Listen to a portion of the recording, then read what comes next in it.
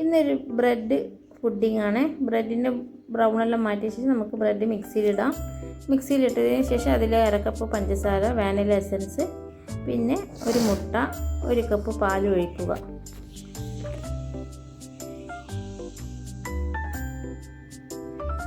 ഒഴിച്ചതിന് ശേഷം നമുക്കൊന്ന് അടിച്ചെടുക്കാം. അടിച്ചെടുത്ത ബാറ്റർ നമുക്ക് ഒരു ബൗളിലേക്ക് ഒഴിച്ചു കൊടുക്കാം. ഇനി നമുക്ക് കാരമൽസ് ചെയ്യാം. പഞ്ചസാര 1/2 കപ്പ് പഞ്ചസാര ഇടുന്നുള്ളിൽ വെള്ളം ഒഴിച്ച് നല്ലോണം ഒന്ന് മിക്സാക്കി കൊടുക്കുക. നമ്മുടെ കാരമൽസ് ഇത് റെഡി ആയിട്ടുണ്ട്. ഇനി ഒരു പാത്രത്തിൽ എണ്ണ തൂവി അതിലേക്ക് ഒഴിച്ചു കൊടുത്തതിന് ശേഷം 4 സൈഡും ആക്കി കൊടുക്കുക. ഇനി നമുക്ക് നേരത്തെ തയ്യാറാക്കിയ ബാറ്റർ അതിലേക്ക് ഒഴിച്ചു കൊടുക്കുക. ഒഴിച്ചു കൊടുത്തതിന് ശേഷം നമുക്ക് ആവിയിലിട്ടൊന്ന് വേവിച്ചെടുക്കാം.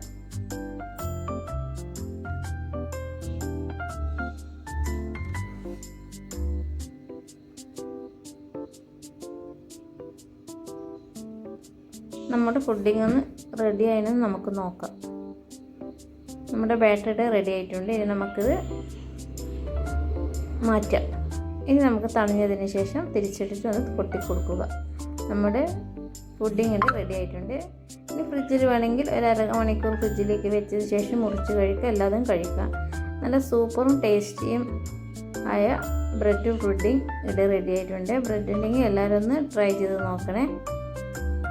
നല്ല സോഫ്റ്റുമാണ്. ഇതാണ് നമ്മുടെ ഇന്നത്തെ റെസിപ്പി, ബ്രെഡിൻ്റെ പുഡിംഗ്.